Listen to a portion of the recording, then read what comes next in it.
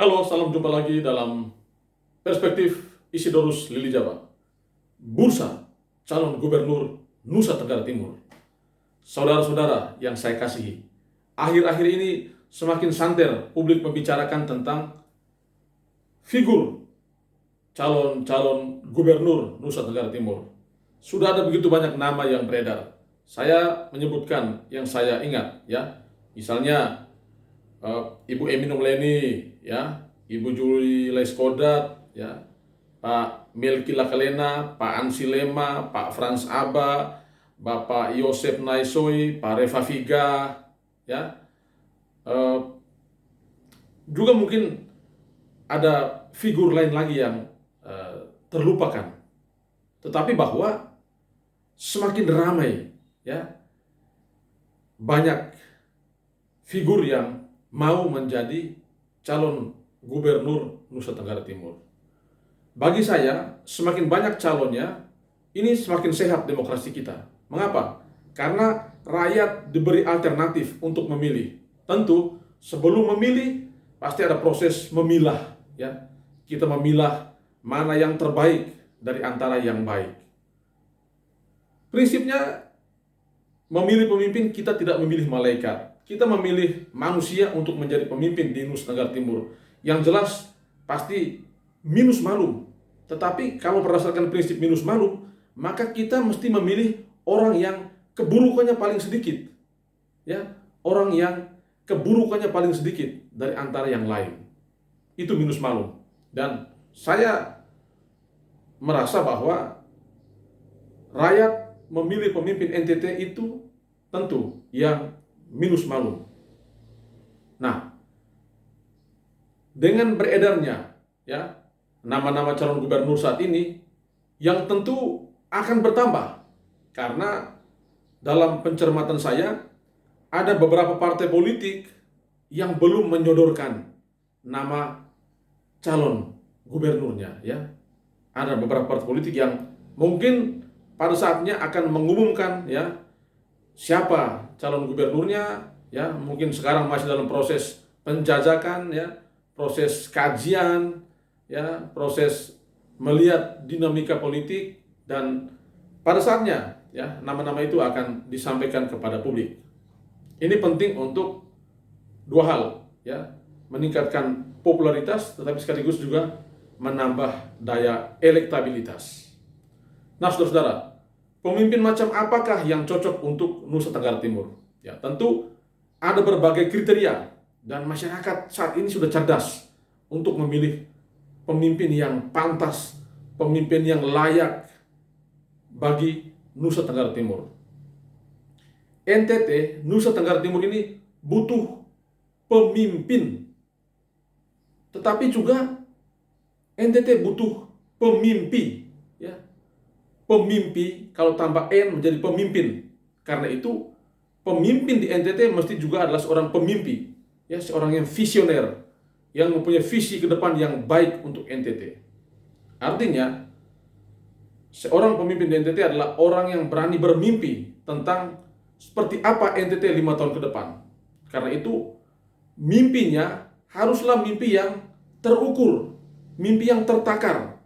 Karena itu, pemimpin itu adalah pemimpi yang nyata.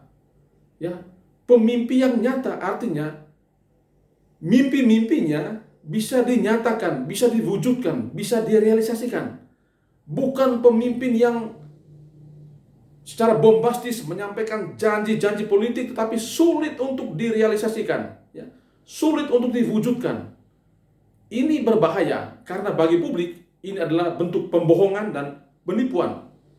Dan karena itu saya berpikir publik NTT perlu belajar, ya, perlu mengevaluasi pemimpin-pemimpin kita saat ini supaya jangan menjadi pemimpin yang bombastis, yang menyampaikan berbagai program, berbagai janji politik yang begitu luar biasa, tetapi pada akhirnya tidak bisa direalisasikan.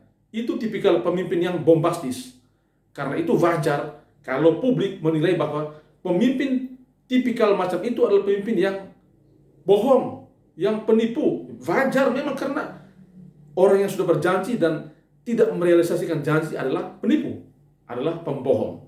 Dan kita berharap ya, untuk 2024 rakyat harus bisa memilih pemimpin bukan tipikal pembohong atau bukan tipikal penipu.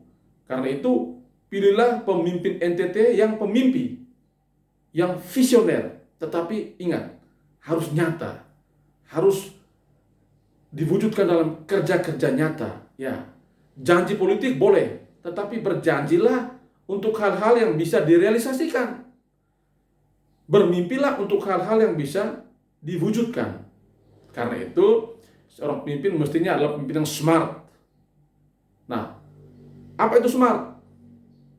Ya, spesifik, harus menyampaikan program janji politik secara spesifik, ya. Ya.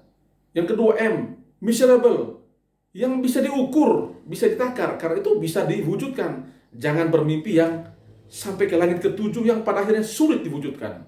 Ya. A, achievable, yang bisa dicapai.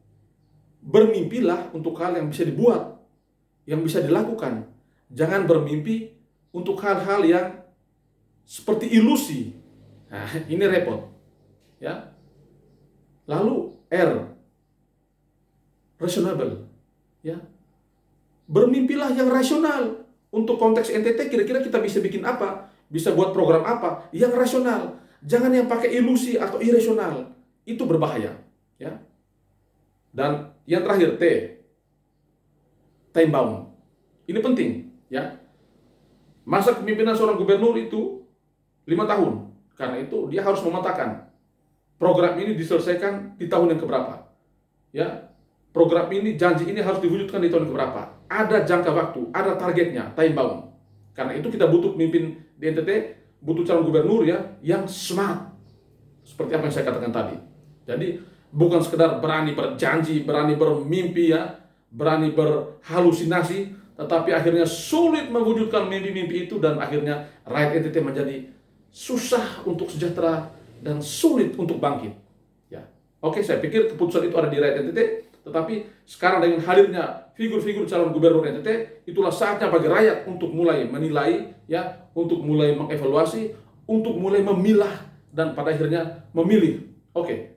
Kita tidak pilih malaikat, kita pilih manusia, tetapi yang minus malum, yang keburukannya sedikit dari antara yang lain. Ya, selamat berproses, politik penuh dinamika. Kita nantikan ya kejutan-kejutan selanjutnya. Terima kasih dan Tuhan memberkati.